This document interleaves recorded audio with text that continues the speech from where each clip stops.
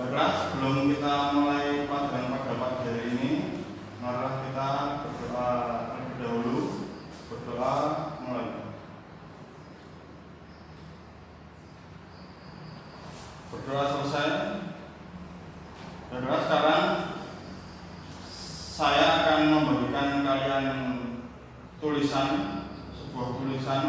Kalian baca terlebih dahulu 5 sampai 7 menit. Sekarang kita akan belajar tentang buku fiksi dan non-fiksi. Sekarang tugas kalian membaca terlebih dahulu.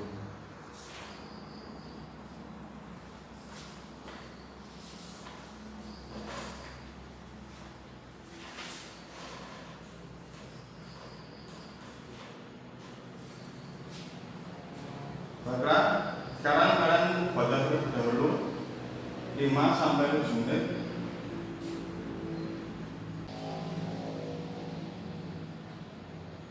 Sudah selesai bacanya? Sudah. Kalian tahu tulisan itu tentang apa? Atau pernah membaca cerita itu? Yaitu cerita tentang dongeng anak-anak.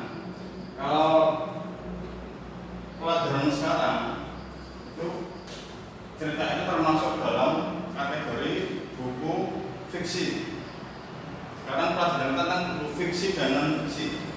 Ada yang sudah tahu apa itu fiksi dan non-fiksi? Jika belum tahu, kita pelajari bersama-sama ya. Buku fiksi. Apa itu buku fiksi?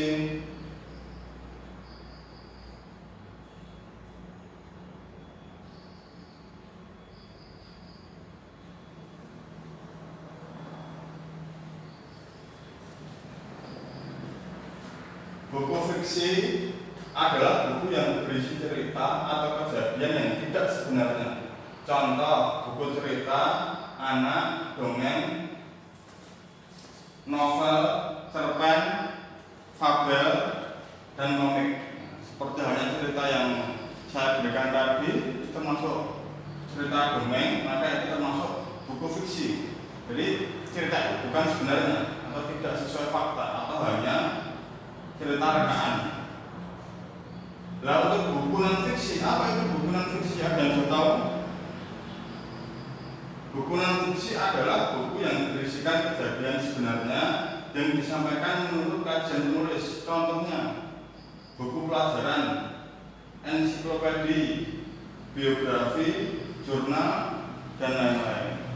Itu namanya buku non-fiksi. Jadi kalau buku fiksi itu buku tentang cerita rekaan, sedangkan buku non-fiksi sebaliknya berisi tentang fakta-fakta, bukan cerita rekaan dari sang penulis. Bisa dipahami?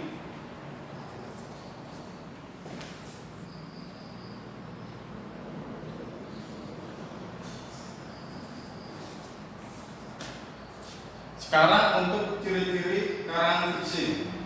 Yang pertama, berusaha menghidupkan perasaan atau menggugah emosi pembacanya. Jadi karangan fiksi itu bertujuan untuk menggugah emosi yang membaca, supaya larut dalam tulisannya sang penulis membaca. Yang nomor 2, dipengaruhi oleh subjektivitas pengarangnya.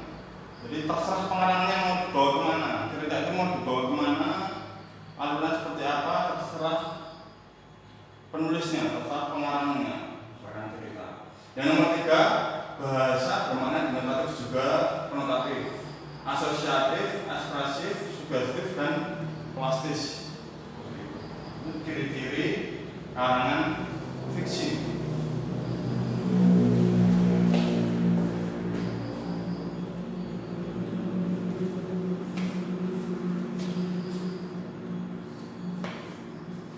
Sekarang ciri-ciri non-fiksi.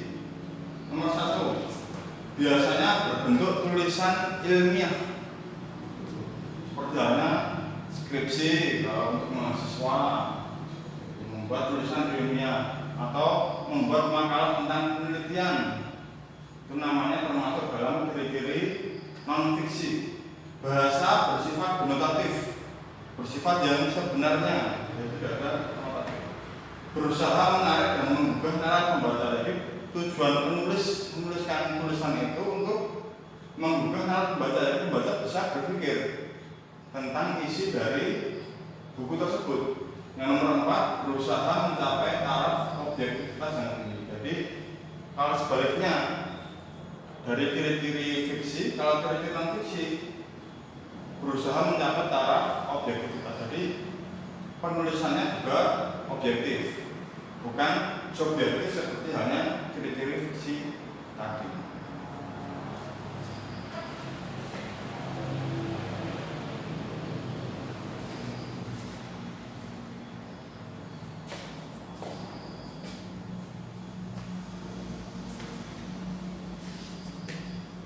Sekarang untuk unsur-unsur buku fiksi. Yang pertama, unsur-unsur buku fiksi: cover buku, rincian, subbab buku, judul subbab, tokoh dan penokohan, tema cerita, bahasa yang digunakan, dan penyajian alur cerita. Jadi kalau fiksi itu unsur-unsurnya seperti itu. Sekarang unsur-unsur buku non fiksi: cover buku berarti sama dengan yang fiksi. Terus rincian subbab buku sama dengan buku fiksi, ada juga. Judul subbab sama dengan buku fiksi, ada juga. Isi buku, nah itu tidak ada di buku fiksi. Cara menyajikan isi buku, caranya bagaimana, bahasa yang digunakan, sistematika penulisan. Jadi penulisannya seperti apa? Lebih menekankan ke penulisan kalau di unsur-unsur buku non fiksi seperti itu.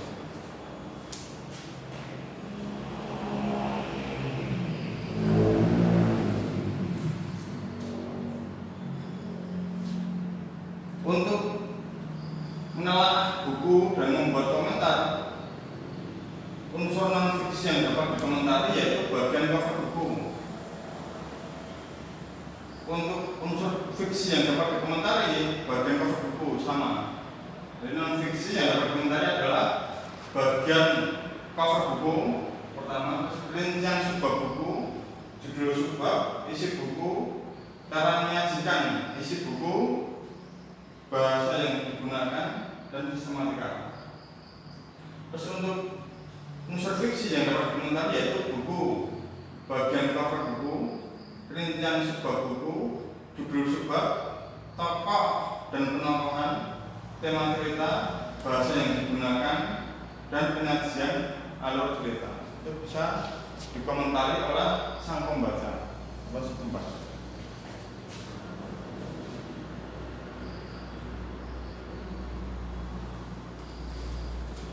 Sekarang tugas kalian, setelah kalian mengetahui tadi unsur-unsur buku fiksi, mengenai buku fiksi, sekarang tugas kalian adalah mencari satu buku fiksi. Boleh cerita, boleh cerpen, boleh dongeng, boleh fabel, dan lain-lain. Kemudian isilah tabel dan pertanyaan berikut.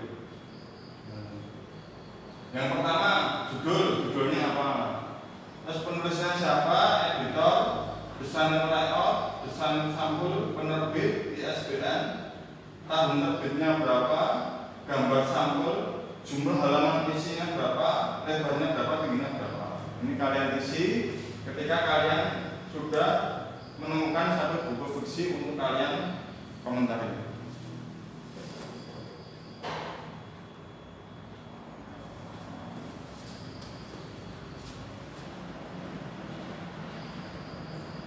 Terus kemudian kalian jawab pertanyaan ini. Apakah data buku diisi dengan lengkap? Apakah data buku tadi kalian isi dengan lengkap? Kalau sama sudah ya sudah, nomor belum. Nomor 2, latar dan alur. Di mana cerita yang kan baca itu di mana? Ceritanya di mana? Kapan cerita itu terjadi? Apa yang terjadi? Awal, tengah, akhir. Itu harus kalian terus di sini. Terus tokoh dan karakter. Siapa tokoh utamanya? Misalkan kalian membaca fabel, tokoh utamanya harimau, berarti ditulis harimau. Siapa tokoh favoritmu? Tokoh favoritmu siapa? Misalkan kancil, berarti ya ditulis kancil. Mengapa? Karena cerdik, ya, seperti itu contohnya. Siapa tokoh yang tidak kamu suka?